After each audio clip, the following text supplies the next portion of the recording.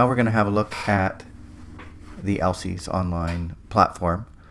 So in this video, I'm just going to give you a little bit of an overview and show you around. As I mentioned before, you log into the model online using Google Chrome. And this is sort of how it looks. You get a menu up here at the top.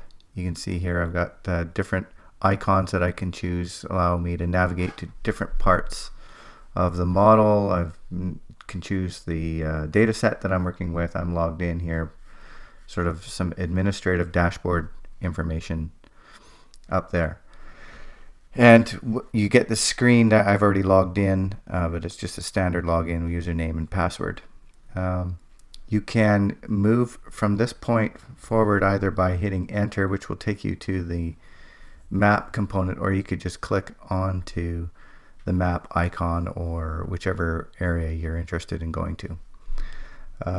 Also notice that ALCES Online allows you to open many tabs. So if you're like me, I like to have lots of tabs open, and it's quite efficient because I can have stuff ready to look at in different states. So if I want to quickly move ahead and speed up, I'm trying to show something to a client or making a presentation or something like that, I can get through information. I can preload some information, which helps quite a bit. Or sometimes I'm comparing two different scenarios, and so I want to compare back and forth for myself.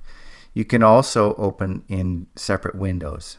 So you could have an entirely different window on another screen. So it's very flexible that way. So at the beginning here, I just wanted to show some the help area here. So there's at any time in the data set that you're working with, you can go and check on, there's general help for how to navigate within ALCES and do stuff. There's information on the data that's in the simulations that you're running, whether it's the indicators, regional data sets, map overlays, modeling assumptions. So if you're interested in this, you just simply click on it, and it will open up. In this case, this is a data package for developing how all the information got put together in the forecast scenarios. Similarly, you can go look at it at the indicator data set. It's a data dictionary, so we can go down and look at different attributes, for example. So here's the Unity A data set, and I can say, okay, I'm interested in, let's see, how was conifer cedar derived. Click on that attribute. It's telling me the data source, data BC, with a URL hot link to it. It's the Vegetation Resource Inventory from 2016 for British Columbia. So when you're trying to figure out what's the level of resolution of the data that was collected, its vintage or anything else, very handy to have all of that information readily available at your fingertips anytime to go there. And then when I do an analysis, the thing I like is that I can put in my own data package, my own information that I can share that's specific to a particular project or to a particular client. So very, very handy.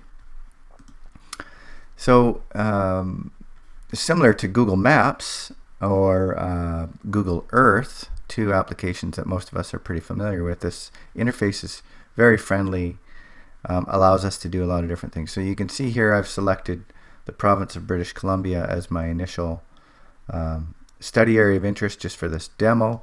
So you get some basic information. First of all, I can see the polygon, and I get an area indicator up here. British Columbia is pretty darn big. It's about 2.2 times the size of California. And so I've got just sort of standard tools here. I've got a pan tool, allows me to move around, a selection tool, so I could select a particular region. You'll see me do that later, and it'll give me the attributes on that. I can zoom in and zoom out on an area of interest. So let's say I was interested in that Williams Lake area. Zoom in, zoom out, and then just kind of like if you've ever used ArcView or ArcGIS, you can just zoom to the study area.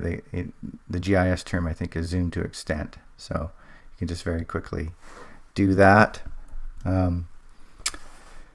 You can also measure distances. So let's say I wanted to know the distance. I mean, it's maybe a silly example, but as the crow flies from Williams Lake to Revelstoke, So I could zoom in a little bit here, get a little bit closer on this, and just grab this measuring tool and measure across there. It's going to tell me, oh yeah, it's 292 kilometers away. So this is useful when I'm trying to develop scenarios or understand indicator performance, and I want to just do a quick check on proximity rather than having to go to a scale or something like that. I find this really super handy. I can also just interrogate my study area and go to a place. So I could say, well, I want to go to Kamloops, hit enter, and it locates that attribute in the map and takes me immediately to it. Okay, so I'll zoom back to extent. You have these preset zoom in scales that you can go back and forth on, which is handy. I'll just get rid of my search term here. So the other thing that's very powerful is, depending on data or information that you're showing, it's nice to have a different base layer as your backdrop for context or for other information. So ALCES provides a number of different options. First of all, like you see this big green polygon is my study area, it's my region. I'm just going to turn that down. So I have full control over the shading on that, whether I want to see it or not. In fact, the black line, I can turn that border on or off as well.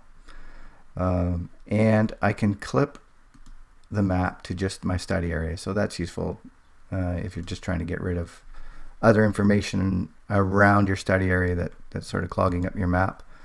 Helps you highlight that. I'm just going to move this down a little bit so I can see all of the province.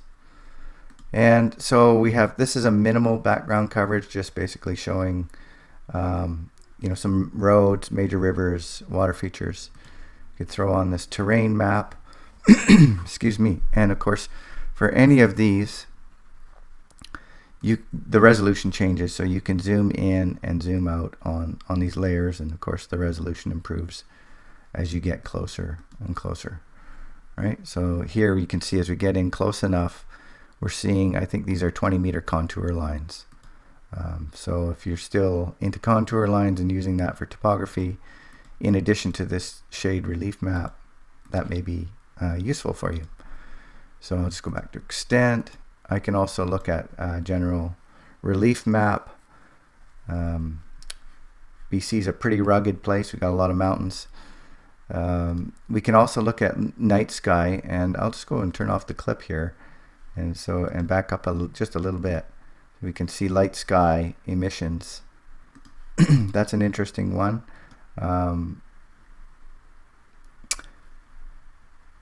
Also, could just make the entire area black. So sometimes if we're trying to show roads, and I'll show that in one of my next demos here, it's useful for really bringing up features that you want to be able to see very clearly. So I'm just going to zoom back into our study area, clip that area. So two different sources of satellite, well, there's actually three different sources of satellite imagery that are available to you. There's Mapbox Satellite and Bing Aerial, two different providers. And what I find is that depending on where you are, the image quality is better for one or the other. So let's just zoom in here, for example, and see what that might look like. So we were looking at Kamloops before. There's Kamloops area. See it right there. I'll just pan over. We can zoom in. This imagery is pretty good, actually. And as we get closer and closer, you can see that the resolution improves significantly. And I could say, okay, well, that's the Bing imagery. What does the map box look like? So looks like it's a different time of year. Maybe it shows an attribute that I'm interested in better. ALCES also gives you the opportunity to view the most recent view captured by Landsat. And you have to be at the right resolution, so I need to back off just a bit here to get that, because Landsat is only covers so much. So the one thing about this is that it's whatever image was captured within, I guess the cycle I think is about 28 days for your area. So sometimes it'll be all covered in clouds. And of course we see that, on these other coverages for satellite imagery, clouds have been cleaned up and removed. And so that's why sometimes you see it in the winter or the summer.